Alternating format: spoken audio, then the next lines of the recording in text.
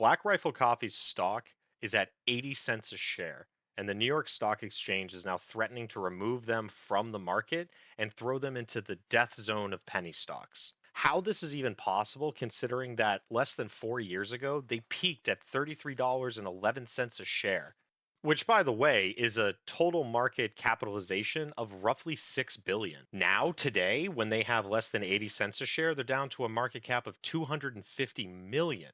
It's quite easy to just say, go woke, go broke, and clear your hands of everything. But when I started looking into this, it was way worse than that. This isn't simply because they said some things and did some things wrong and lost the core of their audience. They did do that, and they did lose the core of their audience. But it's way worse than that. I'm talking SEC investigations, sexual misconduct lawsuits. We're talking about investor lawsuits. This has become such a disaster on every level that it needs to be examined in depth to truly understand how it is that a company that had so much potential was crushed into dust in less than 4 years. Let's go over the obvious. When Kyle Rittenhouse was being falsely charged with murder after defending himself against a pedophile and two people who strangled women, it became very easy for anybody with a brain to go, yeah, obviously he's good, but not Black Rifle Coffee. When Kyle was seen wearing a shirt that said BRCC on it for absolutely no reason at all, Black Rifle Coffee on their official account posted that they have no association with him, they do not sponsor him, and they do not support him in any way. That got immediate backlash. But if they had let it there or they had backed off, it probably wouldn't have been as bad as what actually happened. See, Evan Haffer, who's the CEO and founder, decided to go on an unhinged Twitter spree for days, where he was defending his position, doubling down, and attacking the audience that he claimed he was a part of, that he had embraced. It wasn't until Evan came to the realization that this was a bad look and it was damaging his company that he needed to start deleting his Twitter. So he basically purged it. He bleached the system of everything he could find. But the internet's forever, and as you can see on the screen, I was able to find at least 2 tweets that he liked before he was able to completely wipe his system.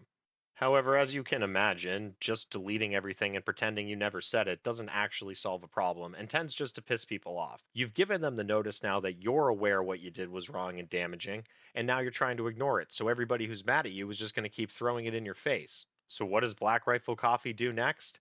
Well, Evan, as the owner and CEO, decides that he's going to go do a New York Times interview because that's definitely going to fix the issues with your core audience, who are absolutely readers of the New York Times, that notoriously pro-Second Amendment, pro-veteran news source. And to the surprise of exactly nobody, it didn't help. In fact, it made things way worse. Let me show you some of the quotes that he said. We had to flush the toilet on a lot of people who have kind of hijacked parts of our brand. Those people are repugnant. They're the worst of American society. I would gladly chop those people out of our customer base. I would pay them to stop being customers. I am a man without a party now. Evan didn't use this interview to backtrack or to clarify. He used it to double down. He called his base the problem. He said people who didn't understand his perspective were wrong and that they were misinterpreting what he was saying. At no point in time did he take any accountability or ownership off of what he had done. He avoided any accountability of any kind and just doubled down and insulted the people who made him rich. But those customers that had built this company, that had been there from the beginning and were buying a product that frankly is rather mediocre simply because of who was behind it and the message they were pushing, were gone and they weren't coming back. And this just continued to get worse. Investors noticed this and they started pulling and the stock started sliding and it never stopped. This is the moment in time where he lost his company and he never recovered it. But that's only a small part of this story. It's easy enough to say that that's it, that's all it was, and nothing else is responsible. But no, there's a lot more responsible. And it has everything to do with the decisions of the company. You see, despite having a market value of about $6 billion at its peak, the company at no point in time ever publicly showed a profit. Never, not one quarter. Since they opened publicly until today, they have lost money. They have a net revenue of just under $1.2 billion, an impressive amount of revenue. But what's not impressive is the $171 million net loss that they have accumulated since going public. These quarterly losses mixed with Haffer's inability to keep his mouth shut and only damage his brand further and further, is likely what led to him saying that he's no longer going to be taking a salary for the company and he's going to step back. What he did was he takes a salary of $1 and then the rest is his stock. On paper, that seems fine. It's actually not even that unusual or unreasonable. It seemed as though he was trying to fix his company. Except that's not really what he did, because the SEC started launching investigations into him where he was using the company to pay himself through third party purchases. See, what was happening is Black Rifle Coffee was renting a property that was owned by Evan, and that they were paying him hundreds of thousands of dollars a year to rent that property. While that might sound illegal, it's actually not if it's handled properly. You need to send in certain filings to the SEC to make sure that it's legitimate. And those filings were not sent in and were not properly recorded. So the SEC filed an investigation. The contents of that investigation are still sealed, and as far as I can tell, it's not a closed investigation. But this isn't the only thing he did. Black Rifle Coffee also bought a vehicle from Evan for about $270,000. Said it was a custom vehicle used for promotion. Evan stated again in SEC filings that it was a perfectly legal purchase and that the value of the car was established through a third party independent entity. You can take that as you will. That case appears to be closed. I can't see anything coming from that, so it looks like the SEC accepted his version of events or did not find enough evidence to pursue damages. While the SEC investigations are bad and they certainly show some issues with Haffer and how he's being completely disingenuous with how he's handling this company and how they're paying him, it gets worse. See, an employee by the name of Brandon Roper filed a lawsuit against Black Rifle Coffee and Evan himself for harassment and inappropriate workplace conduct, but that's kind of underselling it. See, what he's alleging Evan did was came into the office, stripped down naked, and then just started waltzing around, swinging his genitals about like a totally sane and rational human would do in their place of business. This lawsuit is ongoing, so everything is alleged and everybody is innocent until proven guilty or until there's an NDA signed, and then you can make your own assumptions. The unhinged degeneracy of Evan Hafner in the office isn't the only thing that Black Rifle Coffee has been sued for. They've been sued a bunch of times, including by investors twice.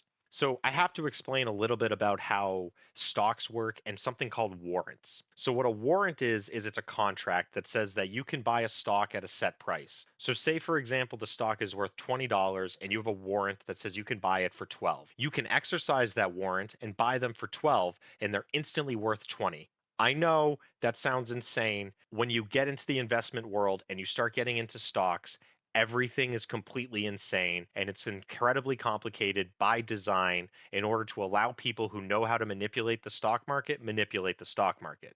Now, that being said, two investment groups, Tang Capital Partners LP and Alta Partners LLC, had purchased warrant contracts for a set amount of money and then tried to cash them in for stock when the value of the stock was higher than the warrant price. Black Rifle Coffee denied them the opportunity to buy that stock, which then became a problem because the stock continued to drop and it went below the warrant price. So these two investment groups filed lawsuits against Black Rifle Coffee. Alta Partners LLC, their lawsuit is finalized. The company issued them shares and had to pay them roughly $1 million. So Black Rifle Coffee had to give up $1 million in liquidity to the Alta Partners and they had to sell them the stock. Tang Capital Partners LP is still ongoing. That has not been settled and is still in the courts. If you thought 3 lawsuits was bad, wait to hear about the 4th one. A class action lawsuit has been filed by Baker and Lundgren versus Black Rifle Coffee Company, alleging that they are in violation of FTC guidelines for Made in America. See, Black Rifle Coffee isn't made in America. In fact, none of it is. It's, quote, roasted in America. The equivalent of buying a bunch of stuff from China and then taking it out of the box and putting it into a new box and saying made in America. You're not allowed to do that. And what this class action lawsuit is alleging is that the marketing material on the packaging of the coffee is designed to manipulate the average consumer into thinking it's made in America, whereas the only place on the packaging that you can see that it's not is an extremely fine print on an obscure location on the side of all of the coffee bags. This lawsuit is still ongoing. This lawsuit will likely be ongoing for years. Class action lawsuits do not end quickly, and they cost a fortune to fight. And as if those issues weren't bad enough for Black Rifle Coffee, they have been issued a warning by the New York Stock Exchange just a month ago that if they do not, within the next 6 months, bring the value of their stock to over $1, they will be delisted from the New York Stock Exchange and they will be moved to the OTC trading market. The OTC trading market is still searchable and still investable, but it's basically penny stocks. If you remember Wolf of Wall Street and the pink sheets, that's OTC. It's a graveyard for companies.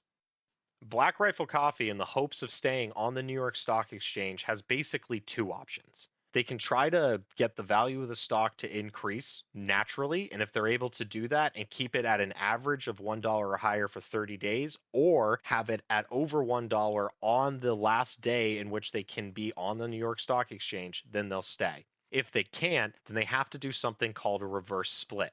What a reverse split is, it's where they take all of your shares and they reduce the number and they increase the value. So say, for example, you had 100 shares valued at $1 a share. It's $100 in stock value. And they decide they're going to do a reverse split of 10 to 1. So that 100 shares becomes 10 shares, and that $1 becomes $10. So now you have 10 shares at $10 a share. It's still a value of $100, but the total number of shares has changed. All it really does is change the actual investment outlook of the company and helps to artificially inflate the number. It's used to keep companies on the stock exchange. However, Black Rifle Coffee can't just do this on their own. They need to have the approval of their investors. Specifically, they need to have a majority or 51% of Class A stockholders to vote in favor of this.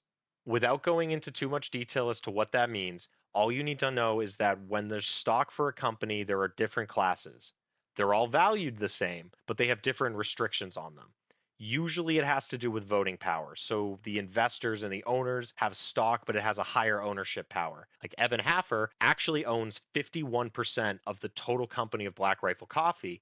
However, his stock is not Class A common stock. Class A common stock is what you and I or any other investor can purchase off the market. There are no restrictions for us, so it's classified differently. While he might have a majority ownership, that doesn't mean that he has a majority control over Class A stock, which is what is required for this reverse split. Now, if the investors do not take this reverse split, it's almost guaranteed that within a few months, they're going to be delisted from the New York Stock Exchange. It's hard to imagine a company more recently than Black Rifle Coffee that has risen and fallen so hard and so fast.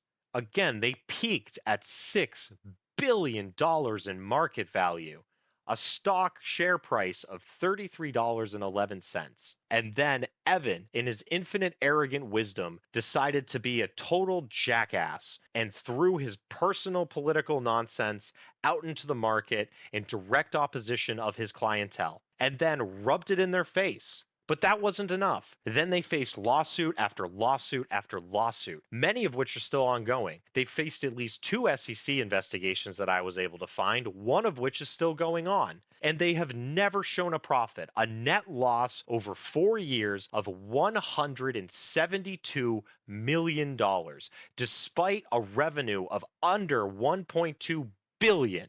This isn't just a company that went woke and got broke. This is a company that burned itself from the inside out through mismanagement and stupidity. Evan Hafner has to be considered one of the worst CEOs of any company that has ever existed.